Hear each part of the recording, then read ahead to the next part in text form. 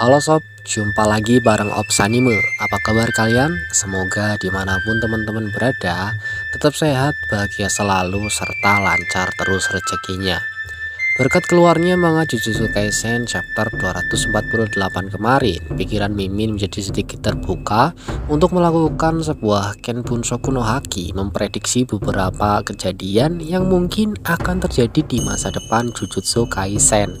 Jadi bagi teman-teman yang mampir ke video ini dalam beberapa menit ke depan, Mimin harap untuk tenang, santai, serta menikmati sebuah imajinasi yang akan Mimin ungkapkan.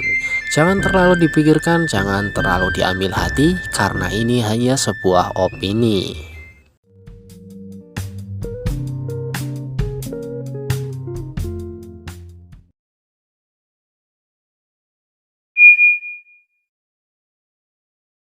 Baru-baru ini memang suasana dunia Jujutsu Kaisen sedang heboh berkat bocoran seorang leaker yang mengungkap bahwa dua chapter ke depan, yaitu chapter 248 sampai 249, akan terjadi hal yang gila. Dan menurut Mimin, hal gila tersebut adalah hasil dari pertarungan Hakari versus Uraume, yang tentunya jika memang akan seperti demikian, maka pertarungan tersebut jelas drill baku hantam sampai antara kedua belah pihak.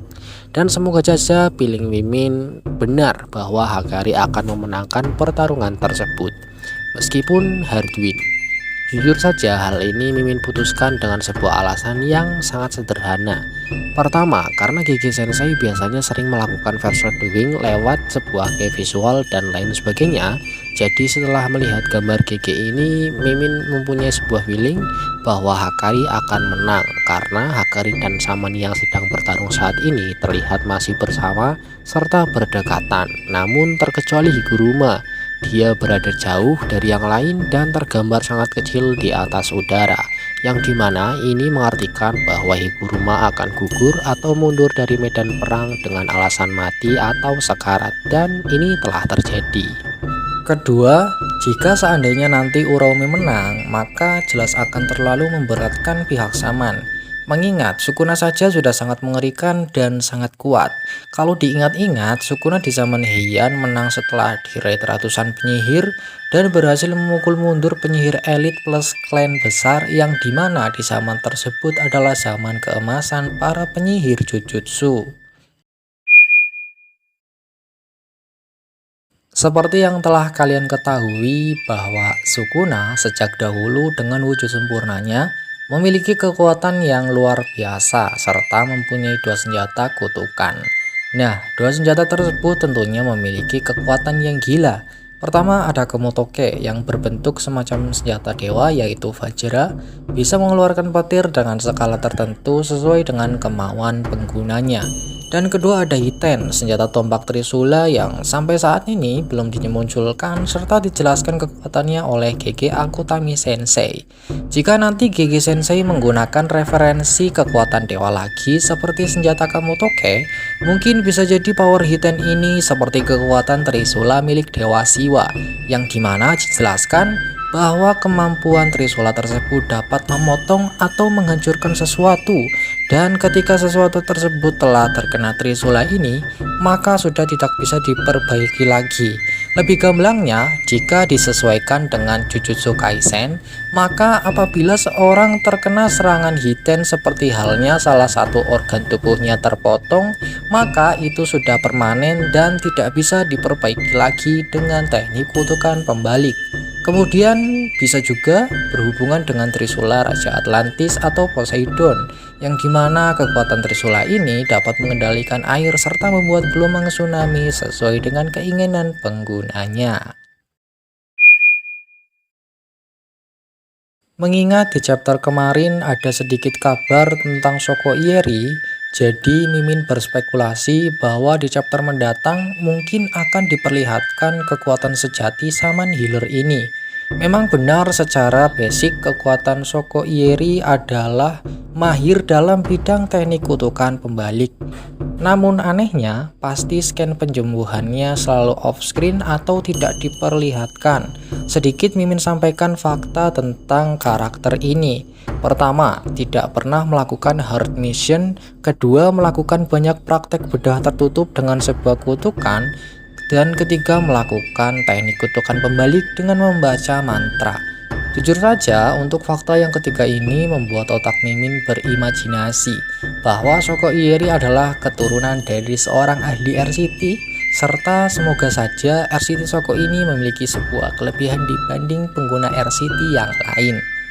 Kemudian ada satu lagi panel yang membuat Mimin berpikir keras. Ketika Yuji mati di Jujutsu Kaisen Season 1, pada saat itu Gojo, Shoko, dan Yuji berada dalam ruangan tertutup. Lalu Gojo berkata, pastikan kau mengerjakannya dengan benar ya. Kemudian Shoko menjawab, memangnya kau kira aku ini siapa?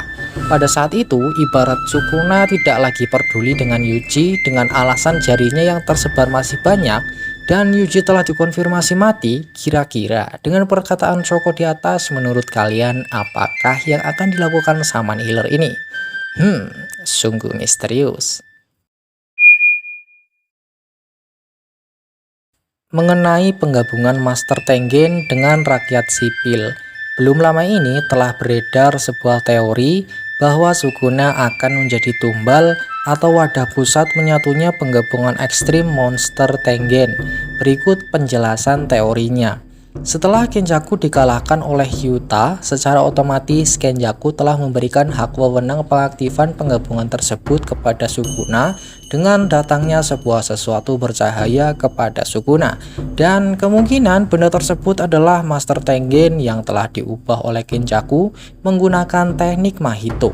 Kemudian karena Sukuna memakan hasil manipulasi ekstrak Master Tengen, maka meskipun akan memakan waktu yang agak lama, tubuh Sukuna akan dikuasai oleh ekstrak Master Tengen. Setelah itu, Sukuna akan menjadi wadah pusat penggabungan ekstrim tersebut, serta akan aktif secara otomatis. Hal ini didukung dengan adanya alasan Yuki pernah memberitahu Tengen bahwa sebagai mantan wadah Star Plasma, Yuki bisa mendengar suara wadah yang lain di dalam tubuh Tengen. Ini seolah menegaskan bahwa proses pengambilan wadah Star Plasma adalah melalui transaksi jiwa, yaitu dengan memasukkan jiwa Tengen ke dalam wadah yang baru. Ini sama dengan halnya proses penggabungan Master Tengen dengan rakyat sipil, yang dimana hal ini membutuhkan sebuah wadah untuk bisa aktif atau digunakan. Mungkin setelah melihat konteks, banyak dari teman-teman yang telah bosan terhadap teori kembalinya Gojo Satoru.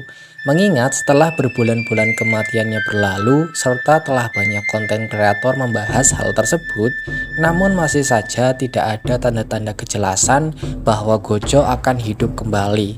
Begitu juga dengan Mimin. Mimin sendiri juga demikian.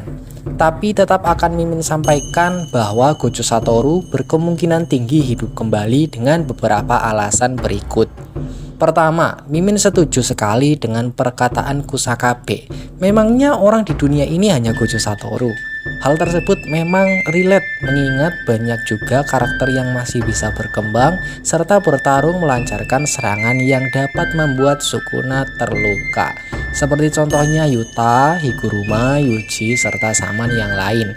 Namun sekarang permasalahannya adalah emang yakin para Shaman saat ini ibarat bersatu semuanya dapat mengalahkan Sukuna? Mimin di sini bukan bermaksud untuk terlalu meninggikan Sukuna, tapi jika Sukuna akan kalah oleh Shaman saat ini, malahan cerita akan menjadi blunder. Mengingat di red ratusan penyihir elit plus klan besar zaman Heian, Sukuna saja hanya full senyum. Kemudian alasan yang kedua mengacu pada perkataan GG Sensei. Jika akan membuat cerita semakin menarik, kenapa tidak? Manga ke-1 ini memang selalu berpusat pada menariknya sebuah cerita yang dia buat. Tidak peduli siapapun karakter yang akan mati ataupun hidup kembali, yang penting hal tersebut tidak membuat pembaca bosan. Maka dari itu, dengan ini Mimin sampaikan, apakah dengan kembalinya Gojo Satoru akan membuat cerita membosankan?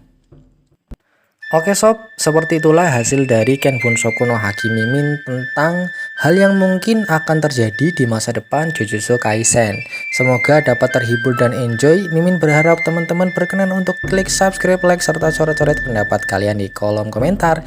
Mimin pamit undur diri and see you next video.